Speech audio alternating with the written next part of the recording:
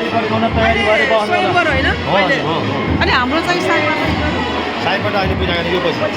यो पछि है त स्वस्तिनः पूजा विश्ववेदः स्वस्तिनः सारिजो अर्चने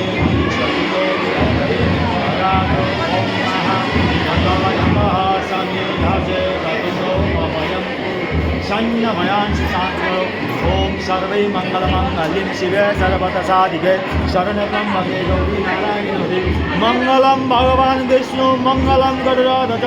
मंगलम पुंडरीकाक्ष मंगलाय तनय शुभ वेला शुभ समये